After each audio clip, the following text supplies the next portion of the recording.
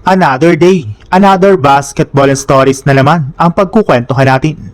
At ngayon nga ay pag-uusapan natin ang balitang hindi pa rin nga na po nagkakasundo si Jalen Duren at ang Detroit Pistons at ang balitang bagong super team na mabubuo pa ng Philadelphia 76ers. Isang buwan na nga pong nakakalipas mula na mag-umpisa ang free agency market, ngunit may ilang mga players para naman nga pong nananatili bilang isang restricted free agent ngayong offseason. At kabilang na nga po dito ang All-Star Center ng Detroit Pistons na si Jalen Duren.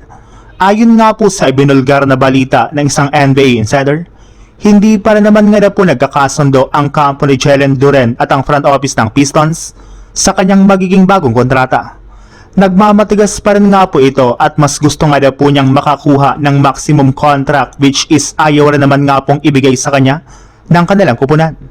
Balak na rin naman nga po sana ng Pistons na ipamigay na lang nila ito sa ibang team sa pamamagitan ng isang sign and trade deal. Ngunit ang kaso lang wala nga pong mga teams ang nagkaka-interest na makipag-transaksyon sa kanila dito. Sa madaling salita, ayaw rin naman nga po ng mga teams na bigyan si Jalen Duren ng max contract ngayong offseason.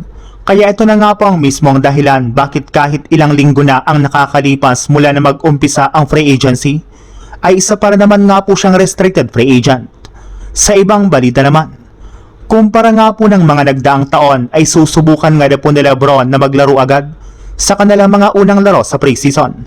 Alam nga po niya na kailangan ng kanilang team na makabuo ng chemistry at magamay ang play ng bawat isa, kaya kailangan nga po nilang magkasama-sama sa loob ng court ng mas matagal.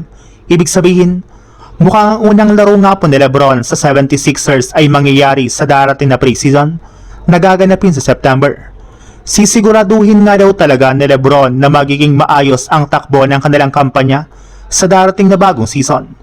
Naniniwala nga po si LeBron na mayroong sapat na talento ang kasalukuyang lineup ng Sixers ngayong offseason, at kung sakali man nga po na kailangan nilang magdagdag ng player ay naniniwala nga po siya na magagawa ito ng kanilang front office. Ang kailangan lang naman nga po niya ay maging lock-in ang lahat ng kanyang mga teammates.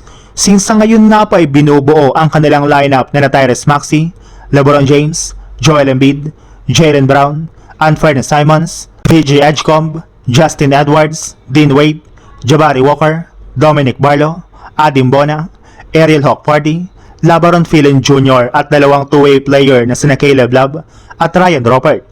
Kaya overall, nasa 16 players na nga po ang kanilang lineup at meron pa silang dalawang bakanting pwesto na pwede nga po nilang gamitin para makakuha ng bagong players para tuluyan na nga po silang umarangkada sa bagong season.